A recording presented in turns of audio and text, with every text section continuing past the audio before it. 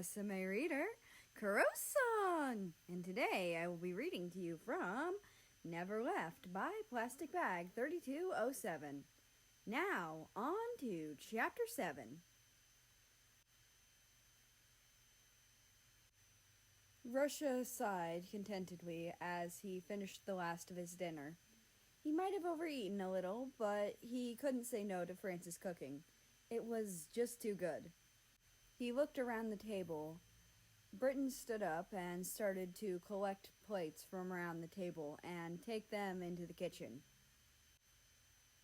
Merci, mon amor, France said as Britain took her plate. He smiled at her.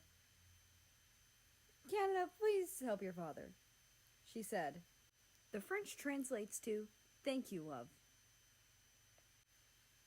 Oui, mama, he said, standing and taking the remaining plates to the kitchen. That translates to, yes, Mom. It was quiet for a moment before France spoke again. You okay over there, Russia? She said, her voice soft and welcoming. He sighed and stroked Chip's head. Do you mind if we talk in private? He asked, trying to keep himself together. She softened her gaze. Of course, come on, she said, and led him away into another room. Should I even ask what's wrong? She said. Russia sighed and let the tears flow. France was a very good mom. She never judged any of her children for who they were. She supported America when he came out. As long as her loved ones were happy, that's all she could ask for. Russia had become a part of her family, even if America had passed. It felt like it was her duty to make sure that he was okay, like she would with any of her own children. I miss him. I miss him so much, Russia mumbled between sobs. France frowned and embraced the country in a hug. Russia hugged back. He needed this.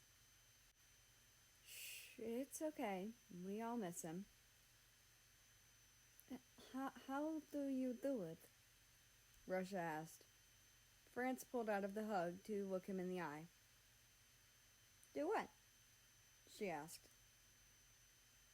How do you go on as if nothing happened?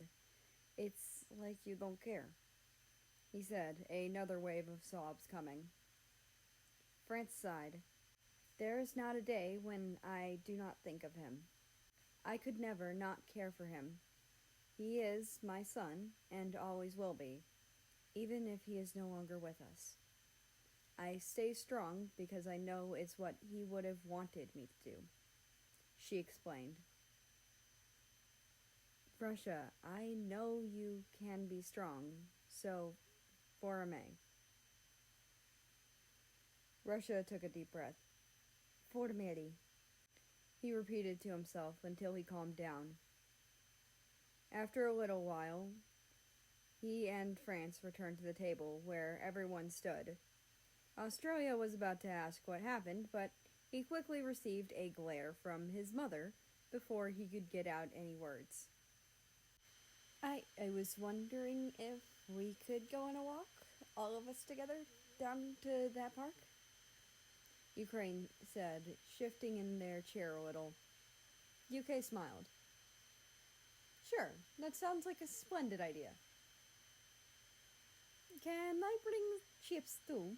I haven't gotten a chance to go on a walk with him today, Russia said, looking at the dog who was sitting at his feet, wagging his tail at the mention of his name.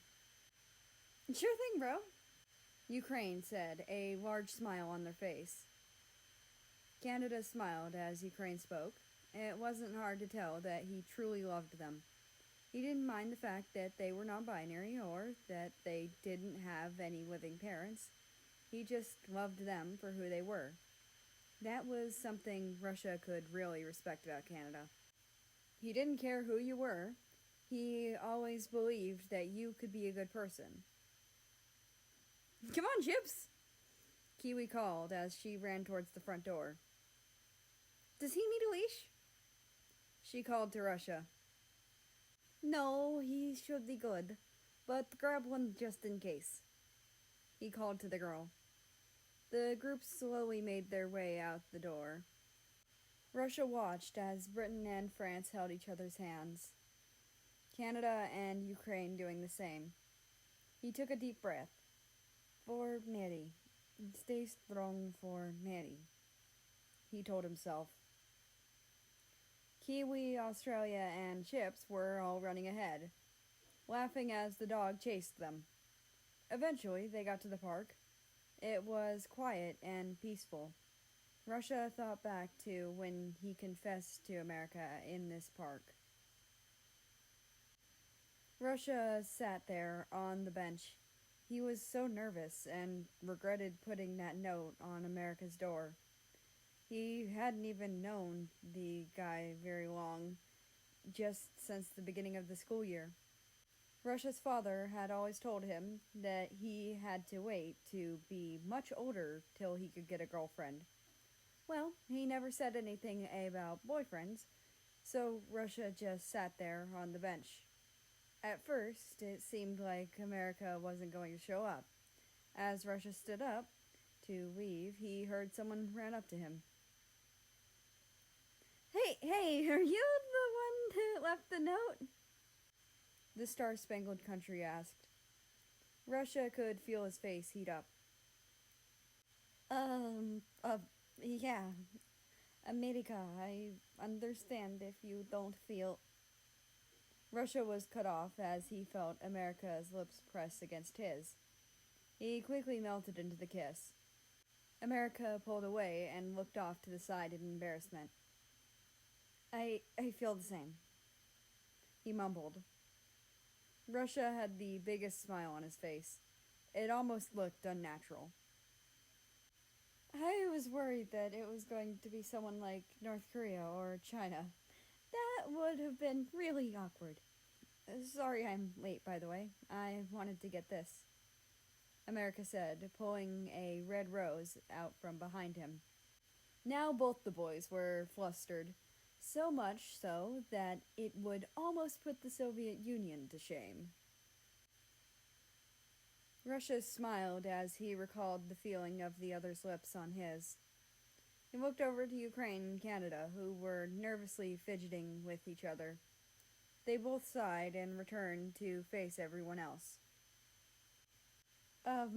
You and I have some big news to share, Canada said, giving a glance to his significant other before they took a deep breath. We're getting engaged, they both said simultaneously. At first, everyone was a bit stunned before they all started to clap and say their fair share of congrats and things like that. Chips was wagging his tail and barking happily. Sure, Russia felt proud of his little sibling for coming so far and growing into a better person, but the words still stung.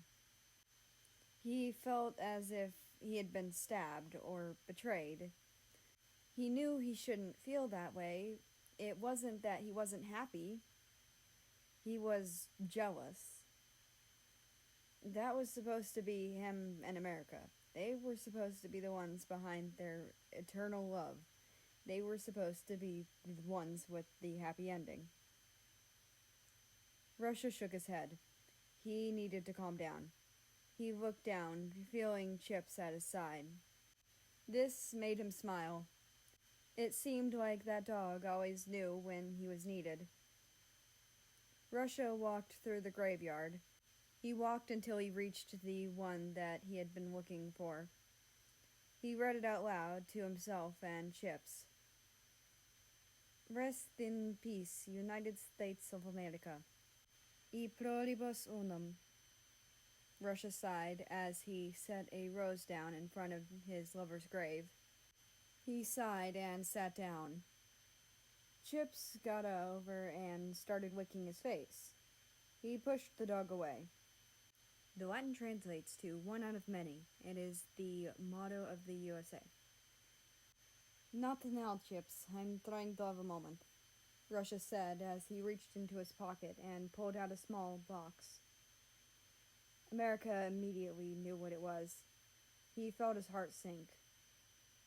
I was going to propose to him that day. He got in the accident. I had everything all perfectly laid out.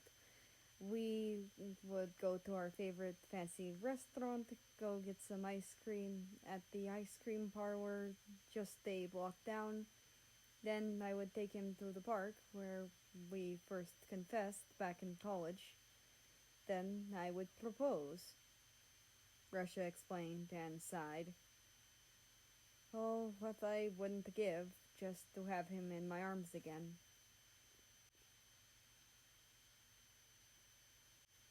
And that's the end of this chapter. I hope you enjoyed. Anyway, I'd like to invite you to join the Discord, which is linked down in the description below. That being said, I hope you have a nice rest of your day, night, or whatever it is for you. Just enjoy your time. And I will see you tomorrow.